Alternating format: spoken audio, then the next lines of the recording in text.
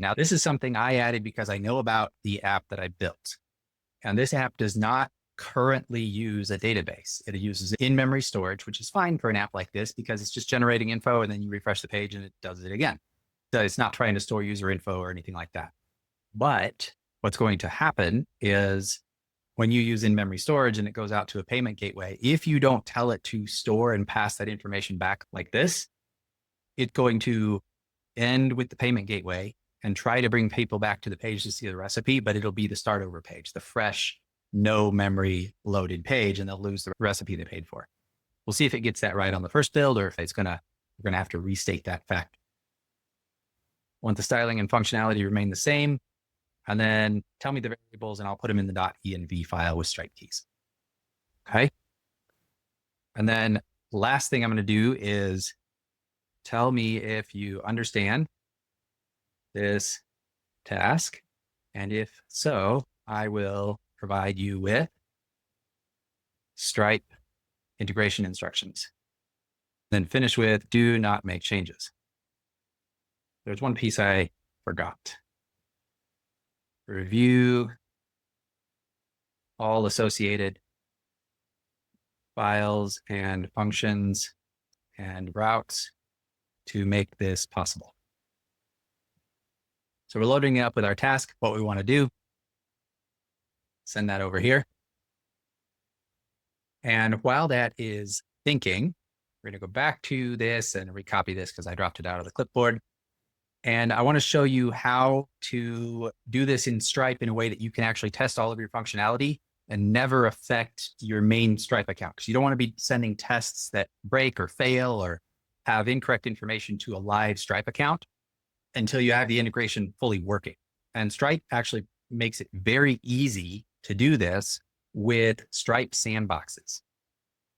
So a Stripe Sandbox is something that you can create once you have a Stripe account. You can just click this little button up here and it gives you an option to make a sandbox. And that's what I have created here. And a sandbox is really cool because it's completely isolated from your account. You can do all the testing you want and it will not affect your main Stripe account. It doesn't create fake customers in your account. It just is a really clean way to manage this. And you get API keys that are safe to demo. Like in this case, I'm going to have the API keys pulled up on the screen here, and it doesn't matter because I can just shut off the sandbox when we're done and the API keys go away because they're just demo keys. So once you have your sandbox and it's over here in a little drop down to create a sandbox or switch sandboxes, then you go to developers. You can see your keys here to copy, but the first time you load it up, these keys won't show. You just go over here to developers and grab your API keys right here. Okay. And that's where you get those for demonstration. We're going to go over here and take a look at what we need. It says we need to work with the idea cards, payment related types, handle payment state and redirects, have a library for the Stripe integration, server routes. So it's telling me that we need a webhook secret and a Stripe ID. I'm not positive that we're actually going to need these, but let's give it our documentation here and see what it says. Do not make changes. Here's our Stripe documentation. Do we need the webhook? May or may not. And we're going to say, do not make changes. Let's have it look over that and see if you do end up needing the webhook. Again, we're in our dashboard here. We can create a destination in here, and it's going to give us an endpoint for testing in a local environment. We have to do a Stripe login. So I'm hoping it'll create it without the webhook for us.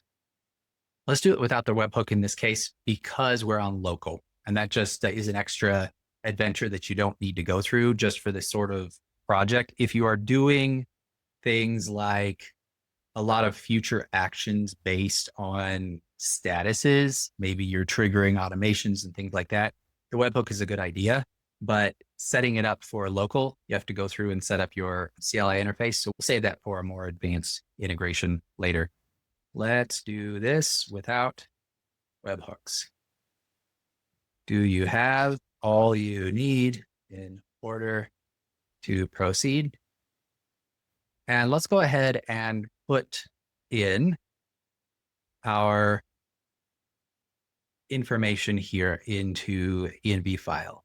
What we have over here is the .env file. I have the OpenAI API key in here already. You want to include it in your gitignore so it's excluded when you push the information up to GitHub. You don't want those keys going out there. I'll copy this here, paste it in. We're going to just delete this one for now, the webhook secret. We have our $2 price, and let's copy these keys over from Stripe. So we have a publishable key right here. And we have a secret key right here. And we're going to save that file. It shows you a little dot. Like if I do this and put a space, this little dot tells you it's not saved. And this is a pretty common thing in VS Code for any model you're using. So we're going to take that space out and save that back. All right. I'm going to tell it I've added the keys. Added the keys and price. There we are. And we're going to tell it to go. Sometimes with a command like this, because I didn't tell it to not make changes, I did that on purpose. Sometimes it'll run off and start working, but it looks like it has some questions here. So it asked about this right here. Is there anything specific about the abbreviated recipe format you'd like to define? So if we go back over here, I wanted to show the recipe overview, the first 3 ingredients, and the first 2 brewing notes. So the recipe overview, first 3 ingredients, and the first 2 brewing notes, and fade out, blur out, or show them as expandable after payment. And again, we've got context loaded up, so it's okay if it takes off and starts doing this. Let's make sure it runs. It's doing an implementation plan. Windsurf received an update yesterday, which, if you haven't used it, activated the O3 model with 1 credit because OpenAI just lowered the cost on that. And O3 in this mode is now my new favorite debug tool. It's terrible at design. Do not use it for initial setup, but it is amazing at debugging. It really knows how to load its context up and do surgical debugs. All right, we have this here. Match our existing UI, UX, and proceed. This is that session management I was talking about to make sure it remembers the recipes when it comes back. It's acting like it's in planning mode. Really wants to talk about this. It's writing out the files. All right, so this is something that AI will have good days and bad days.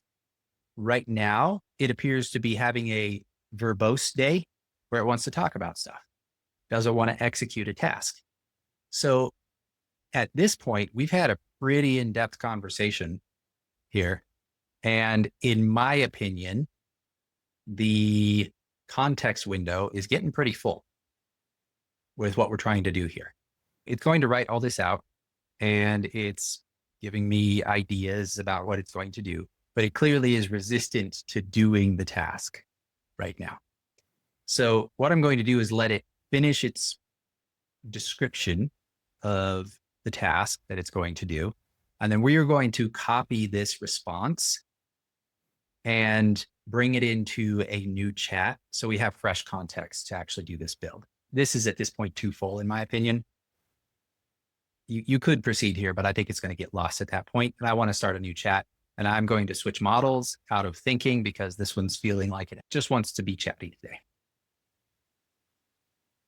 So we're just going to copy this whole thing. You could have it write this in a markdown file if you want. If you're not going to do this right away, you could have it write it in a markdown for later. We're just going to copy up to here. And we're going to do a new chat. And please assist with this task. And go back and put in that H that I didn't copy. Let's give it a tiny bit of context. Let's make sure that we have all of our info here to accomplish this. Let's copy our idea back. And we've already got the already in the environment. Switch models. Let's just drop out of thinking mode and send it on its way. Let's make sure it reads all the information.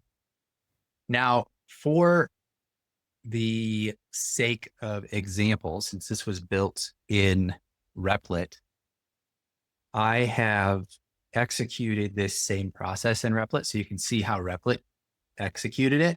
And then we can compare with how Windsurf is doing this and what it comes up with at the end. So let's make sure this gets running, and then I'll show you what Replit came up with for its implementation of the same instruction set. Checking the components. I am pretty sure that with the update that Windsurf pushed out yesterday, that they changed their system prompt, specifically the analysis portion. After I ran the update yesterday afternoon, it has been much better at file analysis. So it's checking all of this information. And prior to that, it would just jump in and start editing. We're getting our edits done. Let's go take a look at how the app change looks in Replit so we can compare. Thanks for watching. If you want to see more videos like this, please like and follow. And if you need help building or finishing your app, click the link in my bio to book a one-on-one Zoom call to take a look at your project.